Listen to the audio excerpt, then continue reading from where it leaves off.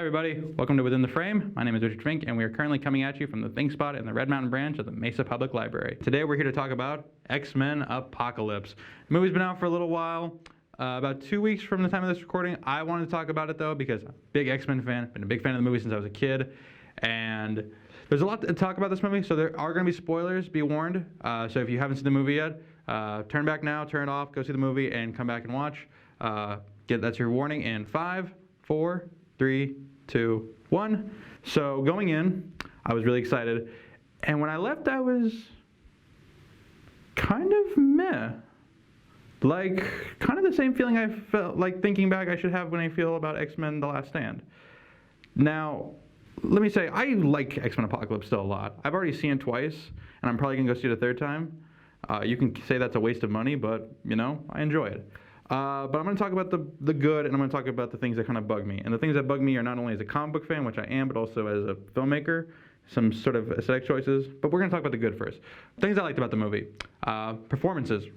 James McAvoy and Michael Fassbender. They've really nailed these roles as Charles Xavier and Eric Lehnsherr. They had a big shoes to fill between Patrick Stewart and Ian McKellen, and they really made these characters their own. Fassbender is such a great actor that he's made, he's been in bad movies like Prometheus and been awesome in it. So here, he is really cool as Magneto. But I think because he's so good as Magneto, we don't acknowledge McAvoy as much. And McAvoy is really good as Professor X. We've seen him go from the, charming ladies' man, very optimistic, but it's kind of sleazy guy in the 60s to in the 70s, a very broken down, heartbroken man. And now in the 80s, he's Professor X. He's the Professor X that we know. He is the kind, loving teacher, very supportive of his students. There's this warmth to him that that even Patrick Stewart didn't have. And there's something very comforting about him. James McAvoy has really grown into the Professor X and has more of a character arc and character growth than even Magneto did in the other films, because we basically have seen Magneto basically play almost the same role in 3 films, where Xavier has gone through a full transformation. He even gets the bald head at the end of the movie. But that was the moment at the end of the movie when you see him with the bald head, it's like, that's Professor X. Now everything has come full circle. And another thing I liked about was the setup. This movie has a lot of hype, a lot of build-up. And I think a lot of people think that's bad, but it's almost like the beginning of a fight or the beginning of a good boxing match. You got to build the hype up between the two opponents. And here we have Xavier with his X-Men, you have Cyclops, you have Jean, you have Nightcrawler, you're getting to meet them, and you have, on the other end, Apocalypse, gathering his mutant band. And you get to see Storm, you get to see Angel, you get to see Psylocke, you get to see Magneto. And it's just kind of cool seeing Apocalypse go to them and Xavier go to them. And you see the contrast. Xavier's very warm and comforting, and Apocalypse is like this creepy cult leader. He's very, he plays on their their feeling of they can be powerful, their sense of loss, where Xavier teaches them that they can coexist. And that really works for Magneto, because Magneto is he's torn between these two worlds, that he tried Charles's way and it didn't work. And now he's at this lowest point in his life, and Apocalypse comes at the right moment. Whereas Xavier taught Magneto that his powers can be controlled through love, Apocalypse reminds him that it's hate that fuels his anger and his power. And it's so cool, the moment where we see Magneto basically come full circle as we see him become Magneto, but then we also see him go back to being Eric, which is very nice. The Weapon X scene, Hugh Jackman as Wolverine, it adds nothing to the plot.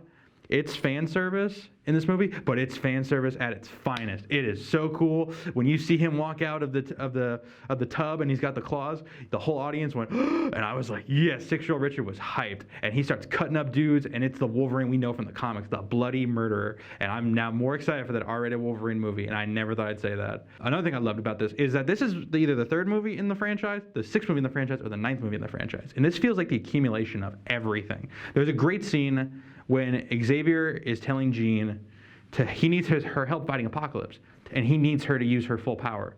This is a contrast to the Xavier in the other movies of X-Men 3. Xavier in X-Men 3 was saying, no, Jean has to learn to control. She's too dangerous. But here, it's where the Xavier from the past learns of the mistake that his older counterpart never learns, that he has to tell Jean to embrace what she is, to let it go. And when she uses the Phoenix, it's not as a force of evil, it's a force of good. And it's such a fulfilling moment, because it parallels perfectly with the ending of X-Men 3 and here. And it's such a beautiful scene. It's a great accumulation of all that. And when it's the Phoenix, I mean, come on, that's the moment that they screwed up in X-Men 3. Let the record show I like X-Men 3, but they still fucked that up. And that was awesome to see it in full force. And another thing I really loved is the X-Men relationships, to see them working as a team. A lot of the X-Men movies don't really show them fighting as a team, which is something that's always been kind of missing. It's always been solo fights. But here you got when Storm throws the car and you see Beast jump up and grab the car and throw it back at her, and you see Cyclops and Jean fighting with them, and that's the X-Men you read in the comics, and that's the X-Men that you've always wanted to see. That's the X-Men that could give the Avengers a run for their money. Now we're going to go on to the bad, because there are bad parts in this movie. I liked this movie overall, but there are parts that kind of bugged me. One of the biggest, actually the biggest, is Jennifer Lawrence's Mystique. Jennifer Lawrence is a good actress. She's been a good actress in many, many movies. I love Silver Linings Playbook. She deserved that Oscar. American Hustle she was great in, but she doesn't want to be here, and I don't want her to be here. She was fine in First Class, but ever since then, she's been really bored, and I don't need any more Mystique. We've had 6 movies with Mystique. Her name is Mystique. They've taken the mystery out of her. I've known way too much about her, and she's a hero. I don't want her as a hero. I want her as a bad guy. So Mystique is disappointing. The writers don't give her much to do. They have to write her in because of a contract thing, because they realize they have a big movie star. And it's just forced, and she's not needed. And we could have made this whole movie without Mystique, and nothing would be missing, and we could have saved her for another movie. But, gotta play to the rules of Hollywood, I guess. Beast is another one. I love Beast. He's my favorite X-Men. And I love that when we get to see him as Beast. And Nicholas Hoult is a good actor. He's really good as Beast. But again, the problem with Mystique is we don't see Beast or Mystique in their blue form. And that's disappointing. That's really disappointing because, Kelsey Grammer in X-Men 3, he is Beast. He wears the makeup. He's fully committed. And here it's they keep finding reasons to show him as a human. It's you can have him be Beast. All these scenes where he's walking around as a human, have him be Beast. It'd be so much cooler. It'd be so much cooler. The final fight, as much as I said it's cool to see the X-Men fighting, is kind of an over CGI mess. The stakes and the destruction is really weird because Bryan Singer was very cautious in the other movies about being very careful with collateral damage, and here he just said, fuck it. Man of Steel, I can one-up you easily. And there is destruction in this movie, and not a single thing is said about human life lost, and a lot of human life is lost. Magneto, I don't care if he stopped the big bad, he still killed a lot of people. He should be in jail, and Xavier's a dick for not sending him to jail. He just lets him go. So that's frustrating. Moira, they brought her back from First Class, and as much as I thought I wanted to see her, she doesn't add much to the plot. She kind of distracts and takes away from the relationship Xavier could be building with his students. It's a weird way to bring it all full circle, but she doesn't seem needed, and they keep finding in the final fight she's there, but she doesn't do anything. She's just driving the jet. So we don't really need her there. Another problem is the underused characters. Angel and Psylocke in particular, these characters are really great in the comics. I was so excited for them. And they're just barely in this movie at all. I don't think Psylocke has more than 5 lines of dialogue. Angel, why do we keep screwing him up? Seriously. X-Men 3, they hyped him up. He was in the suit in the trailers and the posters. Doesn't suit up. Barely in it. And this one, he's there, but he doesn't really get much to do. And I think he dies. They don't really say if he dies. They hint at it. I hope he's not dead. I want him back. Please bring back Angel for X-Force or whatever X-Men spinoff you have planned. In different things about Apocalypse, I love Oscar Isaac as an actor, and I actually like the performance of Apocalypse here.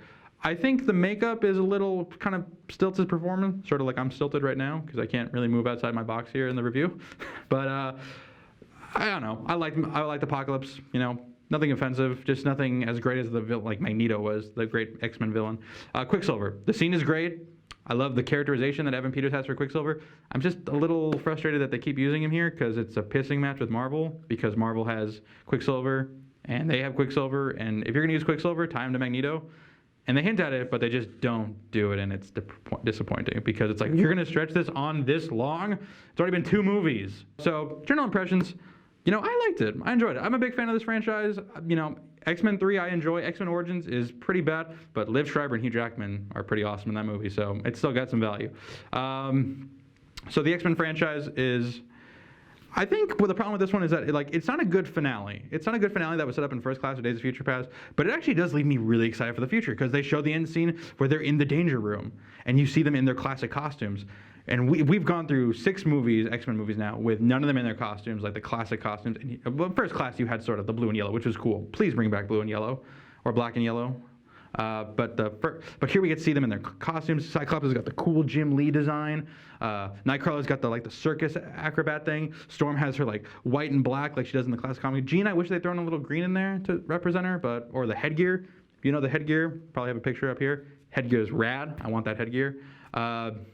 Quicksilver looks like Quicksilver, but I don't think he should be there. Neither should Mystique. Although I do like Mystique's outfit with the sleeves. and then you see the Sentinels. So this is the X-Men finally formed. We've had 3 movies. First Class is about Eric Lehnsherr becoming Magneto. Days of Future Past is about Charles Xavier becoming Professor X. Apocalypse is about them becoming the X-Men. This is the birth of the X-Men. So this is really like the 90s cartoon. If you like the 90s cartoon, you'll like X-Men Apocalypse. If you've liked the franchise so far, this is like a trip down memory lane. It's fun. It's nothing game-changing like Days of Future Past. It's not as great as X-Men 2 or X-Men First Class, but it's a fun X-Men movie. So thank you guys for watching. Please leave your comments in the section below. Let us know what you think about the movie. If you liked it, if you didn't like it, what you liked, what you didn't like, what characters you want to see, what characters do you not want to see, best scene, least favorite scene. Check us out on Facebook, and you can follow me on Twitter at rlfink94. Thank you guys for watching, and hope if you like what you see, please follow and subscribe.